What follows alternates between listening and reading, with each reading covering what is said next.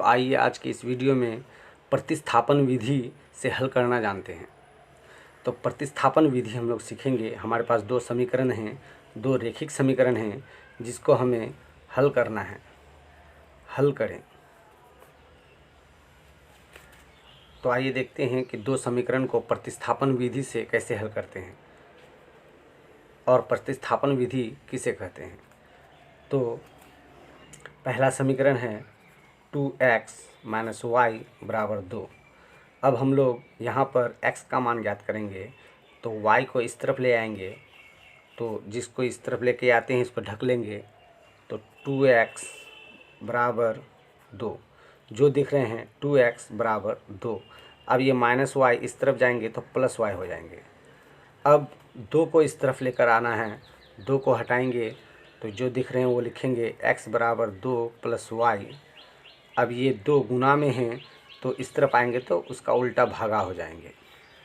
तो ये x का मान ज्ञात हो गया, तो इसको समीकरण 1 मानेंगे और जो दूसरा समीकरण दिया है उसे लिखेंगे 2x + 3y = 16। ये समीकरण 2।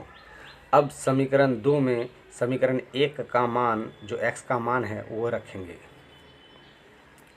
तो ये समीकरण 2 के अनुसार यहाँ पे लिखेंगे समीकरण 1 का मान समीकरण 2 में रखने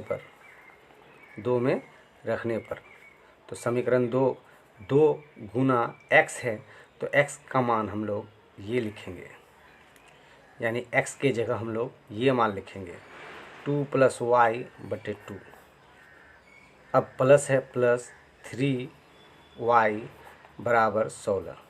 इस समीकरण 2 में समीकरण 1 से x का मान को विस्थापित किया, अर्थात यहाँ x विस्थापित हो गए, यानी x के जगह में y से रिलेटेड वैल्यू यहाँ आ गए, यानी x को हम लोगों ने यहाँ से विस्थापित कर दिया।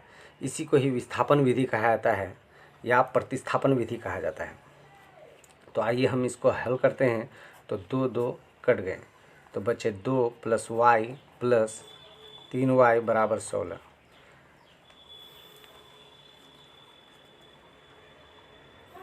तो अब संख्या को हम लोग इस तरफ करेंगे क्योंकि संख्या को संख्या के साथ जोड़ना है और y का मान को y के मान के साथ जोड़ना है। संख्या को संख्या के साथ जोड़ना है और y का पद y के पद के जोड़ घटा होते हैं। तो 2 को इस तरफ करना है तो इसको ढक लेंगे। यहाँ बचे y + 3y = 16। अब ये +2 है तो इस तरफ -2 हो जाएंगे। अब इसको यहाँ जोड़ेंगे और इसको यहाँ जोड़ेंगे तो 1y और 3y 4y = 16 से 2 गए तो 14। तो y = 14। ये 4 गुना में है तो इस तरफ आएंगे तो भागा हो जाएंगे, 2 से काटेंगे 2 × 7 = 14। तो y का मान ज्ञात हुआ y = 7/2।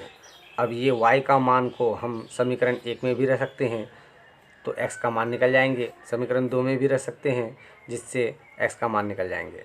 तो हमें ज़्यादा सुविधा समीकरण 1 में रखने पर है क्योंकि x बराबर हम लोगों ने निकाल चुका है।